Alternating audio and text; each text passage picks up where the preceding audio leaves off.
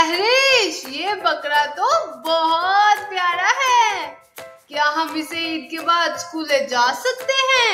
बहुत मजा आएगा, मैं अपने दोस्तों को भी दिखाऊंगा। नहीं भाई, ये स्कूल नहीं जाएगा, ये कुर्बानी के लिए है। कुर्बानी? ये क्या होती है और ये क्यों करते हैं? अरे मेरे बच्चों, कुर्बानी सिर्फ गोश्त काटने का नाम नहीं, इसके पीछे एक ईमान भरी कहानी है जो कुरान में भी आई है। नानी अम्मा, कौन सी कहानी? नानी माँ, हमें वो कहानी सुनाए प्लीज।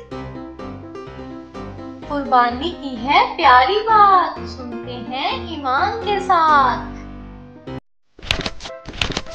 तो सुनो, बहुत वक्त पहले एक नबी थे, हजरत इब्राहिम अलैहिस्सलाम। अल्लाह ताला ने इनका इम्तिहान लिया।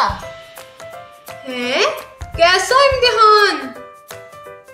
उन्होंने ख्वाब में देखा कि वो अपने बेटे हजरत इस्माइल अलैहिस्सलाम को अल्लाह की रज़ा के लिए कुर्बान कर रहे हैं। अपने बेटे को? जी हाँ, मेरे बच्चे हजरत इब्राहिम अलैहिस्सलाम और हजरत इस्माइल अलैहिस्सलाम दोनों ने फौरन अल्लाह का हुक्म माना, बगैर किसी शक के। और कुरान पाक में फरमाया गया है, तर्जुमा, फिर जब वो दोनों अल्लाह के हुक्म के आगे झुक गए और इसे माथे के बल लिटाया। सुभान अल्लाह, कितनी बड़ी कुर्बानी थी।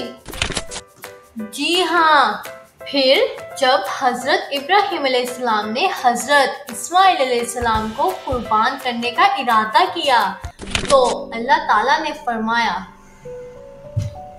तर्जुमा, ऐ इब्राहिम, तुमने ख्वाब को सच कर दिखाया, हम नेकी करने वालों को ऐसे ही नवाजते हैं।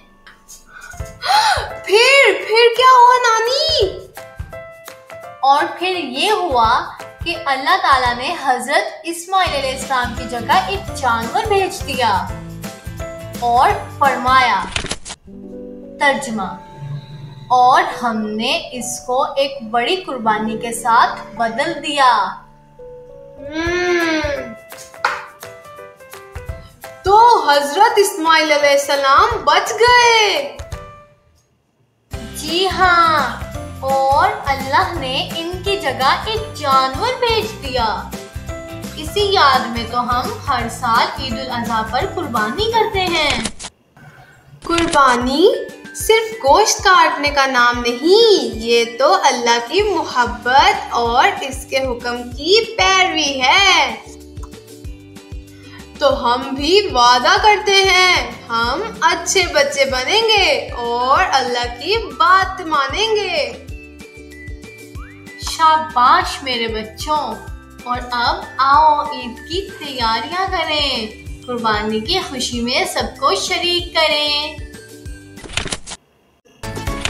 अल्लाह की बात मानना असल कुर्बानी है। हमेशा सच बोले, नेकी करें और अल्लाह को